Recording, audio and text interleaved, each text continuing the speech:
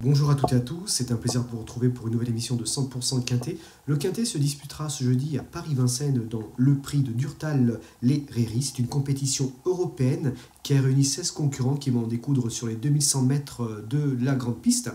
Vous allez voir, c'est des concurrents que vous connaissez relativement bien, mais la course n'en demeure pas moins très ouverte. N'hésitez pas à inclure dans vos jeux de combinaison des outsiders, parce qu'on n'est pas à l'abri de surprises.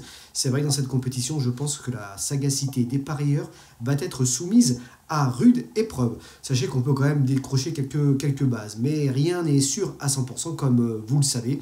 Mais c'est pour cette raison que je vous conseille vraiment d'ajouter quelques outsiders à vos bases, de faire des combinaisons même élargies. Allez, sans plus attendre, il est temps de passer au tableau des partants. Allez, il est temps de passer au crible les différents partants, mais vous allez voir, cela ne vous a sûrement pas échappé, aucun des concurrents en lice dans ce quintet ne dispose d'un emoji vert. Les 16 concurrents sont affublés d'un emoji jaune. Ça montre que de la part des entourages, en analysant l'épreuve, on voit que c'est relativement ouvert et que ça risque d'être serré à l'arrivée. Allez, on commence par le numéro 1, il s'agit de Harry Dubois. Alors il est peu expérimenté à Vincennes, où il ne compte qu'une seule course, mais son unique sortie s'est soldée par une deuxième place, c'était sur ce tracé en janvier. On va le retenir dans une sélection. Le 2, Hermès d'Écreville. Il n'a pas de marge, mais il se plaît sur le parcours où il possède de belles références, de bons chronos. Il est bien placé au gain, et avec le numéro 2, il peut tenter les amateurs d'outsiders, c'est sûr. Le 3, Hercule de Léo. Avec le bon déroulement, il peut se placer, comme d'autres. Il a l'avantage d'être nanti du 3. Le 4, Adrien. Depuis le mois de septembre, il n'a couru qu'à une seule reprise, c'était au mois de décembre. Il va effectuer une petite rentrée, mais son entourage a fait appel à Jean-Michel Bazir et on va s'en méfier. Le 5, Kemar. Ce concurrent d'origine transalpine reste sur une victoire précisément sur ce parcours et au niveau quintet. Il dispose pour moi d'une première chance. Le 6, Hashtag de Chamon. Ces deux récentes sorties ferrées avaient probablement pour but de le préparer pour cette course, pour ce quintet. Cette fois-ci, il va être déféré des 4 et j'en fais un candidat aux places, comme d'autres. Le 7, Coup de Chronos.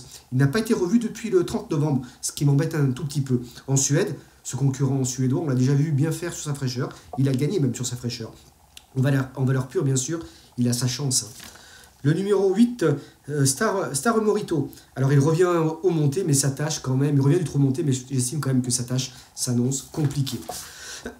Le numéro 9, Ibis Petvinière. Il réalise vraiment un super meeting d'hiver. Ici, il n'aura contre lui que son numéro 9 derrière l'autostart. Le 10, Cointreau. Ce concurrent d'origine italienne débute à Vincennes et je m'en méfie tout particulièrement. Le 11, L.A. Bocco. Ce ne sera pas simple et ses objectifs sont à venir, au dire de son entourage. Le 12, Impérial Mabon. Alors il va effectuer une semi-rentrée, il n'a pas été revu depuis le 25 novembre. En théorie, il a les qualités pour jouer les bons rôles dans ce quintet, mais il risque d'être encore juste de conditions. Et en plus, il restera ferré.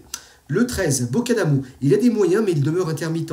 Mais ce n'est pas non plus une impossibilité pour une place. Il faut quand même s'en méfier. Le 14, Inambri. C'est le plus véloce du lot sur ce parcours. Il a déjà trotté une 18. C'était lors de son avant-dernière sortie.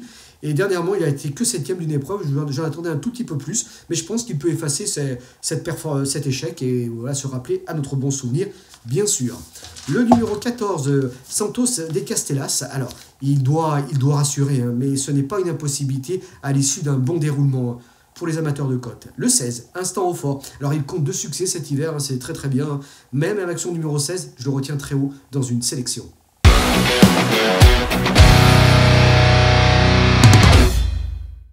Allez, le temps est venu de passer au papier et tout au long de ma sélection, j'ai placé le numéro 5, il s'agit de Kemar. Ce concurrent d'origine transalpine est bien connu sur notre sol, notamment au niveau quintet. On parle de quintet, justement, il s'est imposé lors de sa dernière sortie dans un quintet plus disputé sur ses 2100 mètres de la grande piste. C'était le prix de Villers-Cotterêts. Justement, on a la course référence à vous proposer. Ce jour-là, il a été obligé de venir aux 600 mètres le nez au vent. Il a été obligé de contrer Nine Pound placé durant tout le dernier tournant. Il a bien prolongé son effort pour s'imposer vraiment et contenir l'attaque de Sydney Celeber. Franchement, il courait vraiment de première ce jour-là parce qu'il n'a jamais molli, hein. Il y avait également Inambri dans cette épreuve qui prenait la deuxième place après la disqualification après enquête de Sydney Celeber. Donc c'était une très belle fin de course qui nous gratifiait. Inambri prenait donc la deuxième place après enquête. Voilà, et pour en revenir à Kemar, c'était vraiment très très bien parce qu'il marchait tout de même une 11-1 hein, sur ce parcours, hein. Le chrono est vraiment bon, hein. Et j'ai envie de dire que cette victoire est relativement significative à différents titres, hein. Tout d'abord par rapport au style, hein, qui était vraiment très très bon. Également par rapport au chrono, comme je le disais, une 11-1, hein, c'est quand même vraiment pas mal. Et il battait également, il a fait ployer quand même Night Point Classé, hein. Night Point Classé qui reste depuis sur 2 victoires. J'ai envie de dire, elle a répété. Et puis également, il y avait dans cette épreuve, hein, lorsqu'il s'est imposé en ce quintet, il y avait J.K. Justus, un concurrent d'origine scandinave qui a gagné pas plus tard que dimanche à Vincennes. Donc les lignes, quand même, quand on les recoupe et quand on voit les chevaux qu'il a battus, ce qu'ils ont fait derrière, c'est plutôt pas mal, hein. Donc voilà, il faut quand même le retenir un assez bon rang. Et pour enfoncer un peu plus le clou, moi j'ai quand même un chiffre à vous proposer au sujet de Kemar, hein. Il se plaît particulièrement sur les 2100 mètres de la grande piste où il compte 2 succès et un premier accessite en 6 sorties, ce qui fait un pourcentage de réussite à l'arrivée de 50% et aussi de 50%, j'ai envie de dire, pas parmi les 2 premiers. Donc c'est vraiment plutôt très bien. Et il a déjà marché également, alors pour enfoncer aussi le clou, hein, une 11 piles sur ce parcours, hein. C'était au mois de septembre dernier, pardon. Donc c'était vraiment pas mal. Et une 11, ça lui confère vraiment une première chance, hein, un tel chrono. Sachez que c'est le second chrono référence de cette épreuve, hein. Seul Inambri a été allé un peu plus vite en 1,18 sur ce 2100 mètres de la grande piste. Lui a marché une 11. Vous voyez tous ces éléments, quand vous les mettez tous en perspective et que vous les joignez les uns aux autres, et ben ça fait de Kemar vraiment un lauréat en puissance. La seule petite chose, c'est qu'il n'a pas couru depuis le mois de décembre. Mais moi, je fais confiance à Eric Bondeau qui prépare toujours très très bien les chevaux, voilà, qui arrive généralement prêt même après une absence. Donc moi j'y crois et je le retiens vraiment très très haut dans ma sélection. Un autre petit chiffre également vous proposer. À Vincennes, il compte quand même parmi les 5 premiers un taux de réussite de 62%. Il a dû courir à peu près 16 fois pour 62% de réussite, ce qui est vraiment très très bien. Donc voilà, il possède quand même pas mal d'atouts dans son jeu. Alors qui pour le contrer, qui pour ambitionner pourquoi pas même la victoire, je pense à Instant Hautfort. Alors c'est un élément lui aussi de qualité. Il a scoré à 2 reprises depuis le début de l'hiver à Vincennes. D'ailleurs, une course référence à vous proposer, c'était dans le prix Lectour le 21 décembre dernier. Il était encore sur la ligne des... il était parmi les derniers encore à la sortie du tournant final. Il a effectué une ligne droite de toute beauté pour s'imposer sûrement dans les derniers mètres. Il battait notamment Inambri qui était Ibis Petvinier, pardon, qui prenait la 2e place, hein. Franchement, c'est une très très belle performance. Il avait gagné également en tout début d'hiver en faisant le fort. Il était obligé de venir aux 800 mètres, hein, le nez au vent, et il a pris la tête, est allé au bout pour s'imposer sans coup férir. C'est un cheval qui a un profil particulier parce qu'ils ne sont pas beaucoup, si besoin est, d'aller devant, de prononcer un effort vraiment en épaisseur et de prolonger jusqu'au bout. Lui, il fait partie de ces chevaux-là. C'est quand même pas mal. D'autres ont besoin vraiment de parcours sur mesure. Lui, il peut se permettre voilà, d'avancer s'il faut avancer à un moment donné. Donc c'est vraiment très bien, quoi. Donc moi j'y crois. Je pense qu'il est capable de bien faire. Maintenant, son numéro 16 n'est tout sauf un cadeau. On va espérer que David Thomas puisse gérer ce numéro du mieux que possible. Voilà, et après, c'est vrai qu'à Vincennes, on voit que même avec un numéro en seconde ligne, on peut s'en sortir parce que souvent, ça démarre très très vite et les chevaux qui n'ont rien fait du parcours peuvent après venir à la fin. Donc pourquoi pas pour Instant Fort.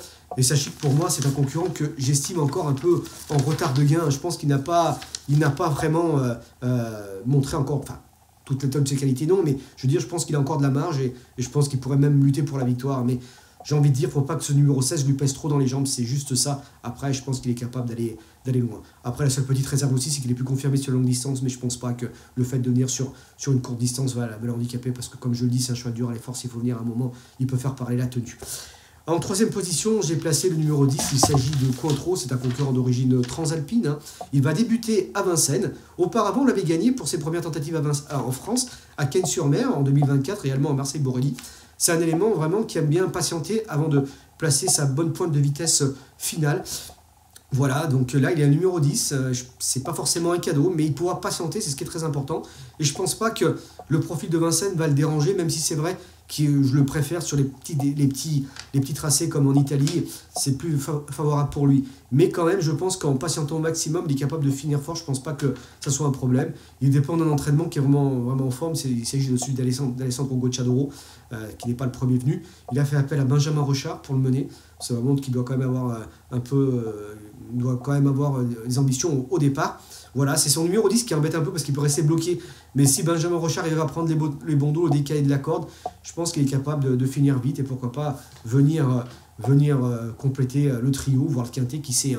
Moi je le place assez haut, ça peut être un petit coup de poker, comme je le dis, n'hésitons pas à tenter des outsiders.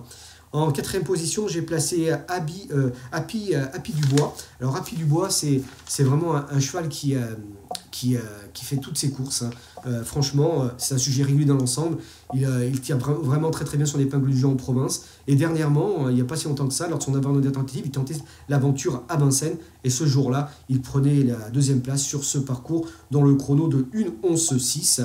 Happy Dubois, c'était vraiment très très bien. Donc un chrono plutôt intéressant qui lui confère une chance dans cette épreuve. Il a le numéro 1, ça peut être un piège comme un avantage parce que ça va lui permettre de patienter. Et il va être mené par Eric Raffin cette fois-ci. Donc ça montre que l'entourage doit quand même y compter. Et dans ce cas-là, moi j'y crois pour être dans le quintet.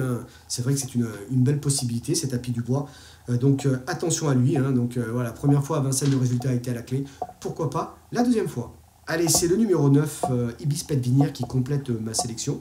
C'est un élément régulier, c'est vrai qu'il est en cas de sortie depuis le début du meeting, il a toujours fini à l'arrivée. Il compte un joli taux de réussite de 100%, et une nouvelle fois, il devrait continuer sur cette lancée. Dernièrement, il a renoué avec la victoire. Alors c'était une victoire acquise après enquête, mais tout de même, il se comportait une fois très très bien. Et il devançait dans cette épreuve, le dernier coup, Instant Hautfort ou encore Inambri, des chevaux qui ont une chance dans cette compétition, bien évidemment. Et c'est vrai que la seule chose qui est contre lui cette fois, c'est son numéro 9. Voilà, c'est pas un cadeau. On va faire confiance à Damien Baude pour pouvoir se jouer de ce numéro. Après, c'est vrai que Ibis Petvinière, c'est plus un attentiste. C'est comme ça qu'il donne le meilleur de lui-même. Si Damien Baude parvient à prendre les bons dos et à lui masquer l'effort le plus longtemps possible, je pense qu'il peut finir fort et viser vraiment un très très bon classement. Mais en tous les cas, il ne devrait pas une nouvelle fois sortir des 5 premiers. Allez, sans plus attendre, il est temps de récapituler ma sélection dans la rubrique Notre Choix.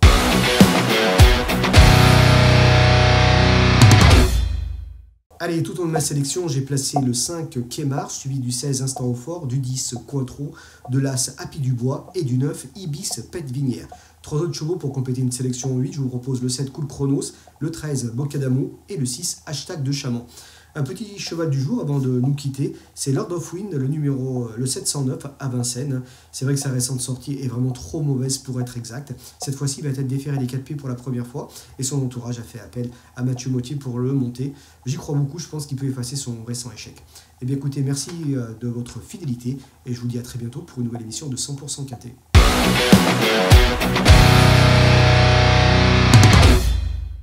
Merci à vous d'avoir suivi cette vidéo. Alors pour vous abonner à notre chaîne YouTube, c'est ici. Et pour suivre encore plus de vidéos Paris Turf, c'est de ce côté.